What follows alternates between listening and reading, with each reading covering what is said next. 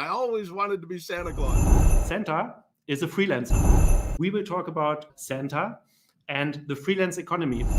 We're actually up to about almost 5,500 members now. I had a Hollywood agent sign me.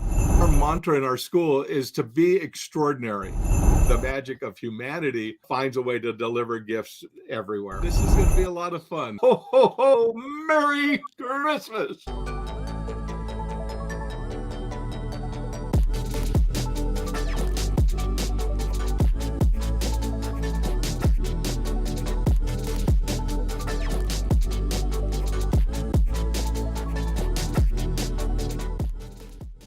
Hi there, my name is Christian Moldenhauer. I'm Managing Director of Europe's fastest growing consulting network, Expert Powerhouse. And at Expert Powerhouse, we are helping teams all over the world with on-demand consultants. We have helped more than 200 leading consultancies and industry companies with our talents. And to be honest, today I'm a bit excited about our LinkedIn Live talk. It's our 4th episode, and this time it's all about Christmas. We will talk about Christmas and more specifically about Santa and the freelance economy. And at least I didn't know it, but Santa is a freelancer and his job is extremely challenging and requires many hands. And how on earth would you be able to serve so many customers in the same day, right? So jokes aside, behind the label of Santa is a real business and a freelance network called the Worldwide Santa Claus Network, with more than 4,000 members that serves customers around the globe. So including the school that is referred to as the Stanford of Santa Clauses. So we have today invited the real Santa, Ed Taylor, the Hollywood legend, to talk to us about the freelance economy and Christmas 2022. And what were the decisive moments in his career of becoming the most famous Santa on the globe? And why did he set up a business with freelancers? And how does he and his team prepare for Christmas? So Ed, welcome. All right, Christian, thank you so much for having me on. This is going to be a lot of fun. Yeah, really looking forward to it. Thanks for taking the time so much. Maybe can I push you directly down the chimney? Ed, tell us a bit more about your story. Well, a lot of people ask, how did you start being Santa Claus? And I'll tell you that it was not on my radar in any way ever. I talk to people sometimes that say, I always wanted to be Santa Claus. That was not me. Nothing against. I loved Santa. We celebrated Christmas robustly. You know, my wife is a big Christmas fan. But what actually happened was a friend of mine, in fact, my best friend at the time, we did a lot of volunteer work in our small community in Ashland, Oregon. And he volunteered himself to be Santa for a little fundraiser and came down sick. And he called me and said, hey, Ed, can you stand in for me? I can't make it to this, and his voice was all raspy. And I said, oh, man, really? Santa Claus? I was kind of reluctant about it. And anyway, of course, I agreed. And I put on the suit and went to the event. And within minutes, a friend of mine said this. He says, your Santa gene awoke. And it was kind of like that. Instantly, I kind of just I fell in love with this. I thought, this is so much fun. Everybody loves Santa. I loved everybody. And it was just fun with parents and children and grandparents. But after an hour or whatever it was that I was there, my wife came and picked me up and to drive me home. And we just happened to have a big red Expedition, a big red Ford at the time. And anyway, I told her on the way home, I said, I love this. Anybody that wants me to be Santa next year, I'm in. So I told all the local people, the people that put on parades and the for the hospital and all that. And so the next year I did a whole bunch of those things. The first year was 2003 and 2004. I did both appearances and kind of built from there. But so that was the beginning, the very humble beginnings, volunteering in a small town of 20,000 people in Southern Oregon, Ashland, Oregon. That's so amazing. And then how did it evolve? What came after? I know you're like in Hollywood movies, you're in commercials. How did that come? Yeah, I was volunteering all around Southern Oregon here and just loving it. But it was a few weeks a year, I was right at Christmas time. And during the rest of the year, I was operating my little company, which was called the Internet Marketing Group. I owned it. So that was my day job, my real business. Somewhere around 2004, 2005, I was in my 50s and I was kind of aging out. A lot of my business was built on speaking engagements. I would travel across the country and even to Europe occasionally, speaking to business groups about internet marketing. Well, as I got into my 50s, it seemed like most people wanting an internet marketing speaker for their business conference, they were looking for guys in their 20s or 30s, but not their 50s, right? So anyway, the agencies that booked me said, we're just getting less requests for you and you're becoming a harder sell, even though you have this robust history and great reviews. It's just like we keep bumping up against this resistance. And so I was kind of aging out. And in a way, it was kind of okay with me because I'd been doing it for a while. And I was kind of thinking, okay, what's next? And I remember some of your listeners can maybe relate to this, but I spent really a couple of years thinking like, what would I do if I wasn't operating my internet business? What would come next for me? I'm in my mid 50s now. And what do I do? And I want to do something.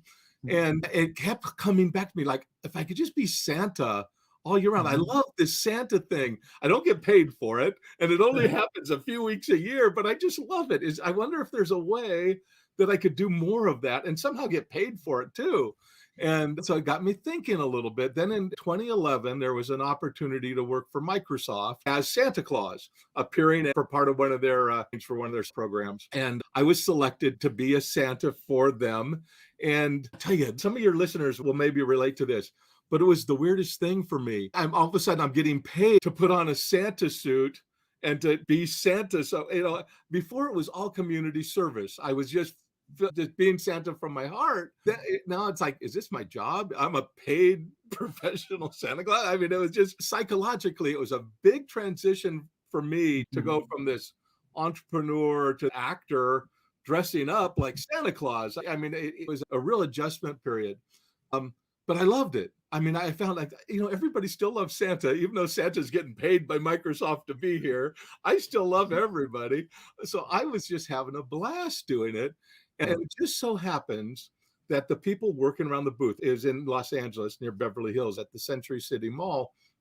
And all the kids working the booth were all aspiring. I mean, every single one of them were aspiring actors and actresses.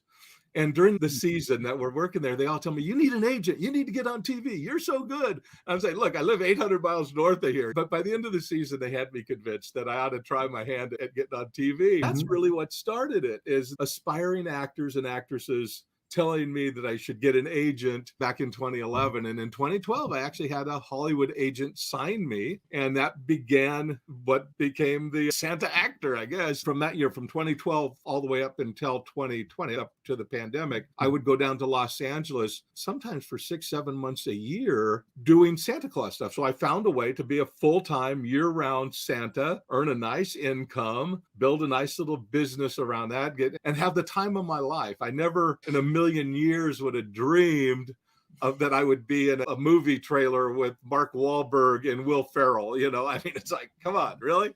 That is such a fascinating story. And I mean, it's a great how you describe it, coming from, really this inside your heart, going into that freelance career and then driving it forward, and things happen along the way and you make the best from it and you feel really satisfied.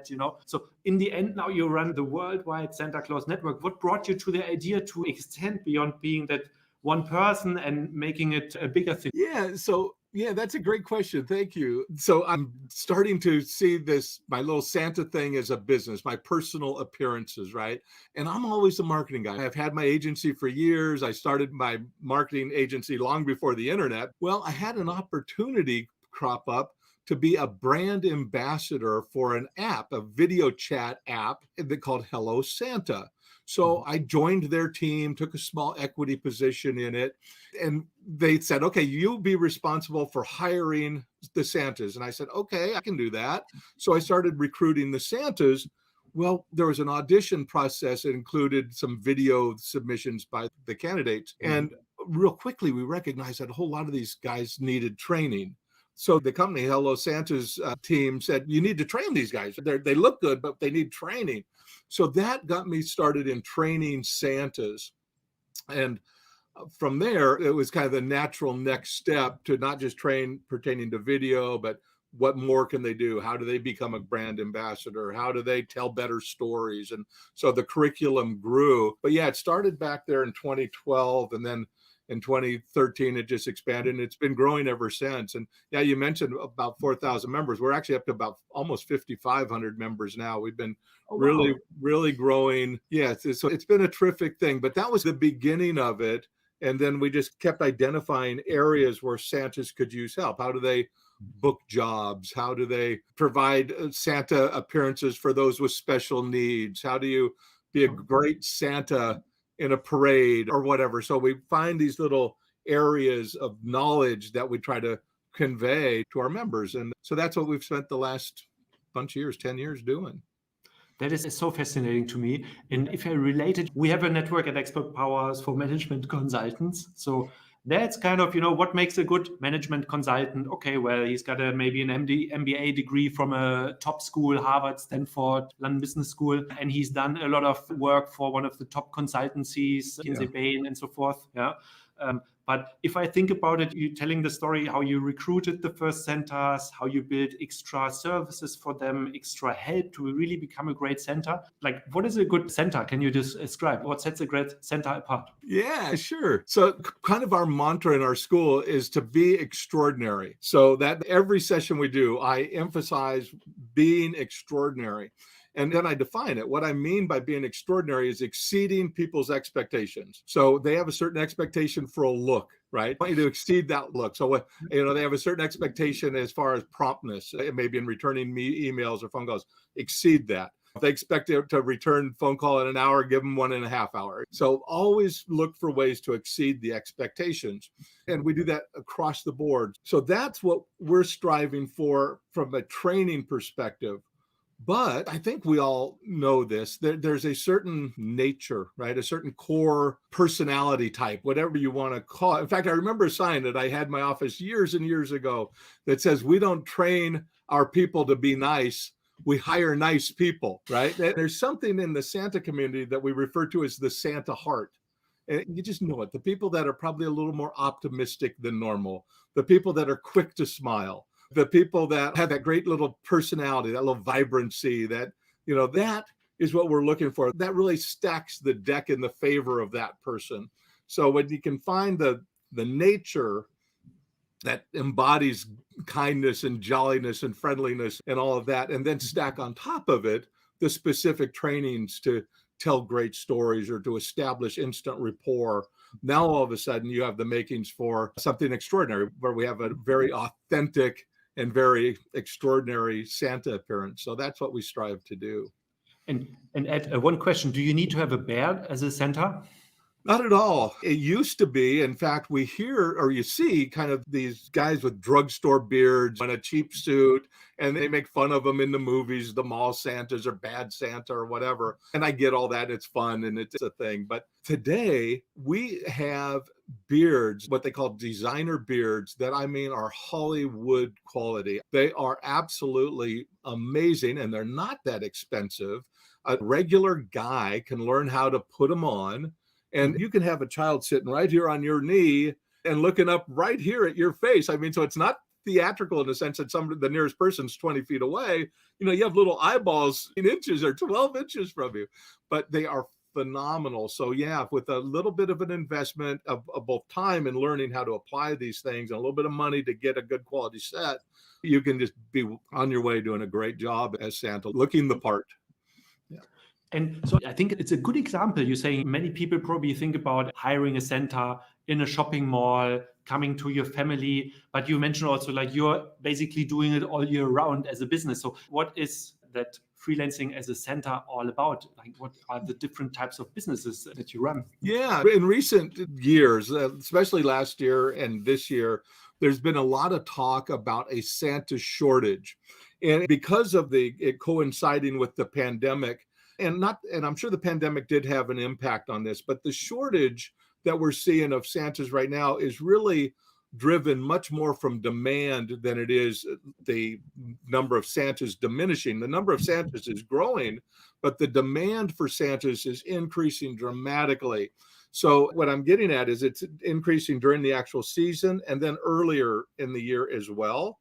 So with the advent and the popularity of video these days, whether it be on TikTok or Instagram or YouTube or your website, the use or the utility of Santa in all these videos is something that many of which, like Hollywood Christmas movies that are very frequently shot in the spring and summer, that same now with Santa doing different videos for different companies for their social media and so forth. So we're seeing this season extend greatly because of that. And more Santas are pursuing, when I say Santas, more and more of us in our network, the professional Santa, they're pursuing the entertainment industry, where it used to be the entertainment industry would go within itself, it would get an actor. But now we're seeing more and more Santas kind of knocking on the entertainment industry's door and getting booked in movies parts and commercials. And I'm not the first to have done that. I've done a lot of it. I've done more of that than any other Santa. I don't know. But I think that those doors are opening more for Santas across the country and around the world. So yeah, it's all that. That is so great. And I mean, as many of our customers are also oftentimes, managers, board members, advisory board members. Yeah. Do they use Santa for their business?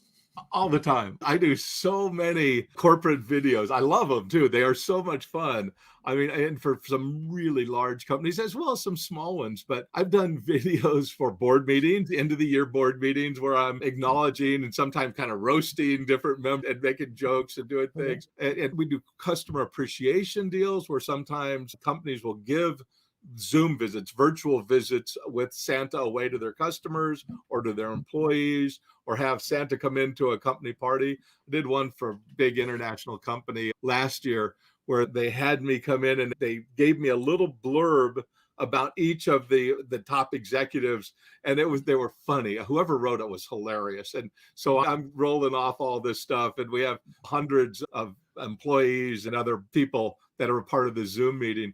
Anyway, yeah, so we do a ton of that kind of stuff, as well as just regular video, some of it live, interactive, others just video messages that wound up being played somewhere, and as well as promotional stuff. I mean, a lot of it is entertaining, and sometimes we'll announce a new product going out or a certain, like I did one that a company had exceeded their sales goals on Amazon and they received some recognition for that. And so I delivered the award, so all virtually. So yeah, it's a ton of fun. People, nice.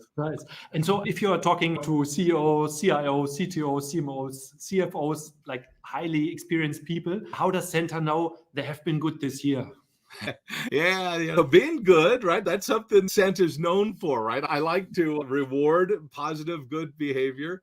And being good is, for me, I think when I'm looking at management level, officer level types of people, it's about their relationships with other people, right? I mean, that's what it really boils down to. Doing good for, doing well with those that you work with, right? And those who you serve. You're ultimately your customers. So the team that you've built around you, they aspire to be like you, right? If they look at you and say, yes, he's my mentor, I love what he's doing, and I love what we're providing to our customers, that's all you need to be on my nice list, right? So, yeah, very nice. So you need to have the fire to ignite others, basically. Yeah. Very cool. Let's have a look if there are any questions come in from our live viewers. And maybe I open it up here. There is one that came through. And sorry, I had to ask you about this. From the Santa perspective, from your experience being at so many sessions, what are the key ingredients for a perfect Christmas? The key ingredients for a perfect Christmas. No, that's difficult, right? Because there's so many different environments. So I found myself over the years in some very unique circumstances, one of which was a Christmas that we actually celebrated in July.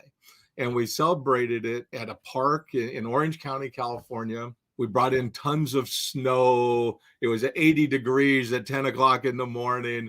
And it was for a boy named Joshi. One of the things the reason that we were having that event on that day was that he was suffering from cancer and wasn't expected to live until Christmas. So we brought him and his friends, who are a lot of other cancer patients, out to have this wonderful day.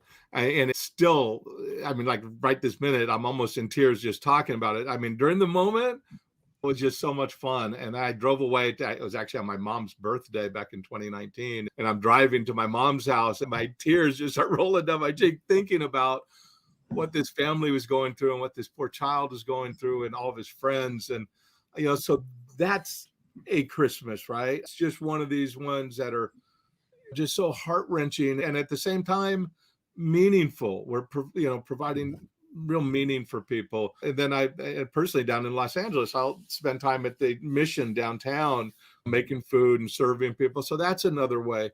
And then of course there's the more common Christmas traditions with family and friends and children waking up to gifts under the tree. So for me, the most important thing about the Christmas tradition is giving, right? Be a giver.